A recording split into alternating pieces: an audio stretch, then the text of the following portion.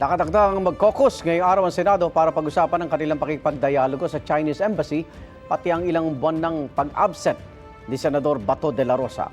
Bumubuo naman ng resolution ng Senate Minority Bloc tungkol sa dapat daw na maging proseso sakaling maglabas na ang ICC ng arrest warrant laban sa iba pang opisyal ng gobyerno. May unang balita si Mag Gonzales.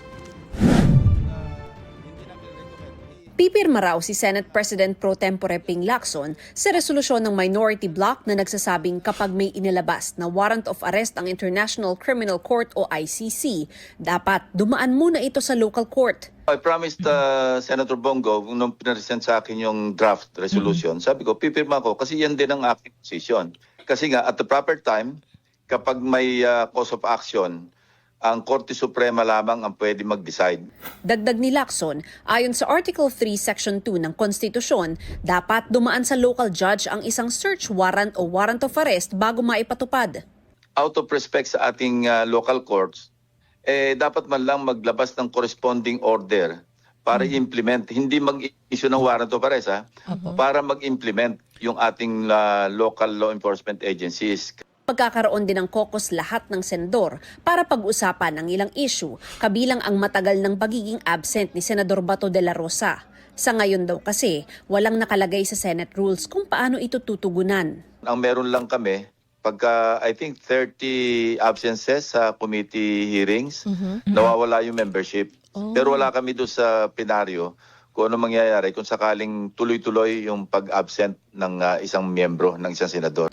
Sakaling maamyendahan ng Senate rules, hindi naman daw ito kailangang mag-apply kay De La Rosa, maliban na lang kung gawin nila itong retroactive.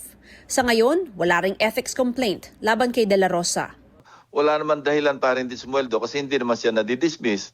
Pwede naman matanggal lang yung isang senador sa pamamagitan ng ethics committee kung grave yung offense, o kaya meron siyang final conviction sa court, o kaya meron perpetual disqualification. Pag-uusapan din sa caucus ang pulong ni Committee on Foreign Relations Chairman Senador Erwin Tulfo sa Chinese Embassy. Para nag-open ng avenue yung ambassador, nagsalita siya noon na let's talk.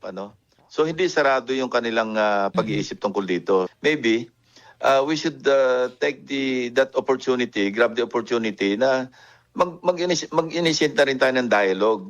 Pagkatapos yung DFA, nagsabi na rin sila na they can facilitate. Mas maganda na yung magkaharapan sa isang dialogue, not necessarily pagdebatihan kung ano ba yung issue, legal issues tungkol sa West Philippine Sea.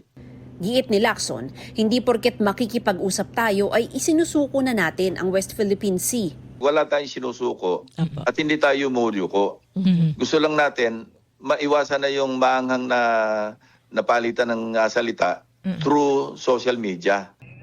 Ito ang unang balita. Mav Gonzales para sa GMA Integrated News. Igan, mauna ka sa mga balita, mag-subscribe na sa GMA Integrated News sa YouTube para sa iba't ibang ulat sa ating bansa.